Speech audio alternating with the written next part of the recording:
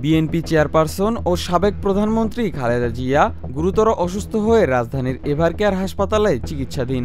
খালেদা জিয়াকে দেখতে তার ছেলে ও বিএনপির ভারপ্রাপ্ত চেয়ারম্যান তারেক রহমান দেশে আসছেন বলে নানা মহলে আলোচনা চলছে।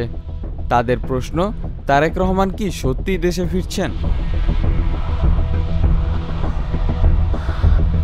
এই গুঞ্জন আরও জোরালো হয় একটি ভিডিও সামাজিক মাধ্যমে ছড়িয়ে পড়ায়। ভিডিওতে দেখা যায় তারেক রহমান ও তার স্ত্রী জুবাইদা রহমান বিমানবন্দরের ভেতরে হেঁটে যাচ্ছেন। তবে ভিডিওটি বিশ্লেষণ করে দেখা যায় চলতি বছরের জুন মাসে স্ত্রী ডাক্তার জুবাইদা রহমান বাংলাদেশ থেকে লন্ডনে পৌঁছালে তারেক রহমান তাকে বিমানবন্দরে স্বাগত জানানোর ভিডিও সেটি।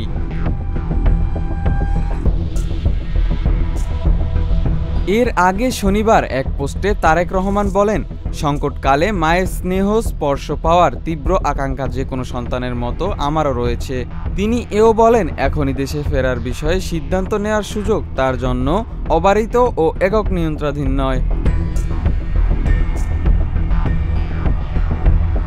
তারেক রহমানের এমন মন্তব্যের পর প্রধান উপদেষ্টার প্রেস সচিব শফিকুল আলম জানান, তারেক রহমানের ফেরায় অন্তর্বর্তী সরকারের পক্ষ থেকে কোনো বাধা নেই। বিএনপির ভারপ্রাপ্ত চেয়ারম্যান তারেক রহমান দেশে ফিরতে চাইলে ট্রাভেল পাস দেওয়া হবে।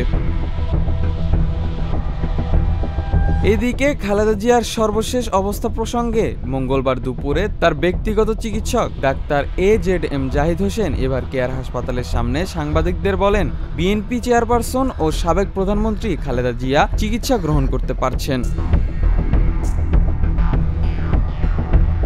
বিএনপি চেয়ারপারসন খালেদা জিয়ার ছেলে তারেক রহমান 1/11-এর পর 2008 সালে কারাগার থেকে বেরিয়ে সপরিবারে যুক্তরাজ্যে যান।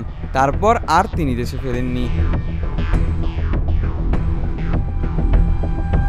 2018 সালে বিএনপির মহাসচিব মির্জা ফখরুল ইসলাম আলমগীর জানান, 2012 সালে তারেক রহমান যুক্তরাজ্যে রাজনৈতিক আশ্রয়ে আছেন।